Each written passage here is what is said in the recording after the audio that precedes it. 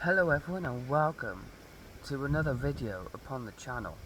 So today's video is going to be talking about space and how come things matter in space in our universe. So subscribe, like, comment and share because we are going to be deep diving into why we're here in the first place. So, so if you look upon the at night time, right? You look at the stars at night, hundreds, thousands you can see, but the stars that we see at night is what happened in the past because we cannot see with our own eyes what is truly out there and what's happening because light travels a long distance from where its sources from the stars and systems, and it takes a while for light from that star system uh, to basically get to the Earth and to the eyes of humans, of course. So, whatever we see at night is not real time because it takes thousands of years for us humans to get to where the light source is, and it's going to be interesting, of course, to see whether or not that some sort of filter uh, effect will happen for Earth. Of course, if we can see where the source of the light are, then we can see what is truly out there in the universe. So yeah, um, but of course, all of that is never there really without the source of the Big Bang. So the Big Bang started out life just as nothing, but of course we don't know exactly what happened before the Big Bang and what caused the Big Bang to happen in the making of the universe. So we know that the Big Bang happened. It has like exploded outwards and expandedly now to today, that they all like accelerating outwards and drifting apart. So now we don't know if the drifting apart of all these galaxies, all these planets are going to come back in on, itself, or it's going to be some sort of big rip, as people would say. Um, but it is going to be interesting to see how the fabric of the universe, how dark matter, how energy is basically weaving amongst all these galaxies. Because at the moment, scientists are exploring what keeps all the planets, all the galaxies together, and not like spiral outwards to like a disastrous level of nothingness, because the Milky Way itself is all governed by a massive black hole, supermassive black hole right in the middle of our Milky Way, of course, and it's keeping us all together, like all these stars, all these planets in our solar system, in endless amounts of star systems, and it's interesting to see what how they are how they formed as a spiral, how they are still connected as a galaxy, because eventually, of course, our galaxy, the Milky Way, is going to be heading on a collision course with the Andromeda galaxy, the neighbor galaxy that is obviously, as we speak, probably already on its way to that collision course. So, as I was explaining that at the moment they're exploring the possibility of what the fabric of the universe is. Half of it, or like we know 25% of it, is made of dark matter. So we don't exactly know why, how, or where uh, anything happens. Because if you think of it, right, the stars at night on planet Earth, it's not exactly what's happening right now on planet Earth, because it takes wherever the stars are sourced, uh, that is the light years away from uh, our solar system.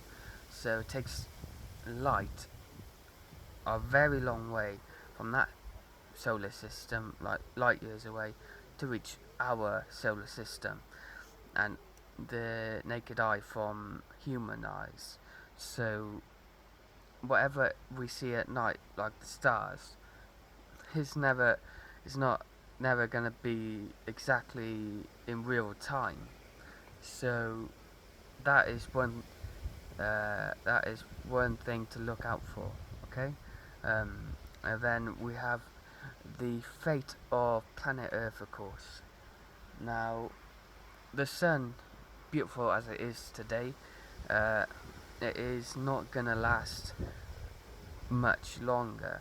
It, as well as all planets, have got an age, and its life cycle. The sun that we see today, but not directly, of course, but the sun giving us life on planet Earth, of course. Its life is going to run out. Uh, 5 billion years from now, the sun will run out of gas, uh, and it will expand outwards and become a red giant. Uh, and that red giant is gonna get bigger and bigger and engulf, like eat up all the inner planets. So like the Mercury's, the Venuses, and Earth, of course. That's what is going to happen 5 billion years from now. And then after what we see as a red giant, after that phase of our sun is done, then of course the sun would go like shrink and shrink to a dwarf star. So like a star that has no luminosity to it, no light out of it. It's just gonna become this black, black sphere of a black ball. So yeah, it's called a black dwarf star, and that is our fate of planet Earth, and of course our sun. But yeah, by then I don't know whether we're gonna experience flying cars, or we're gonna fly to different planets, different solar systems. But if, presumably, uh, 5 billion years,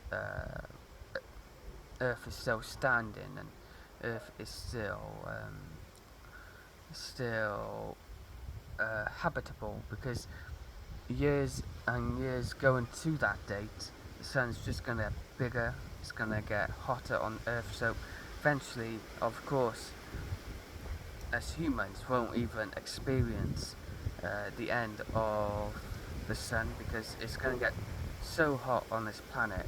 It's not gonna be habitable as soon as that time comes. But you never know with humans. We could get wiped out by aliens by then. We could travel to other planets, other systems, but we don't know. So it is one to think about, but not for now, because it's 5 billion years from now, of course.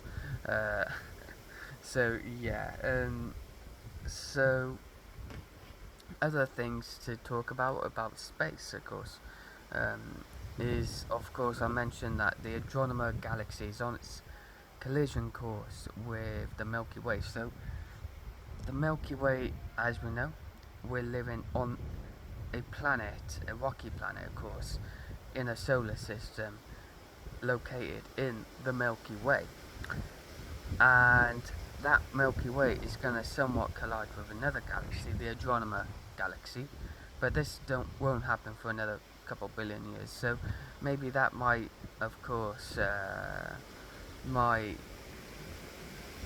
do something to Earth before the end of our star.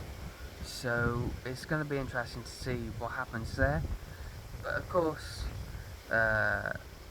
we wouldn't know if if humans somewhat can fly or get like go to a different planet or whatever. But the if you think of it about going to space though, you only got two options for going to a different planet as things stand right now, because you got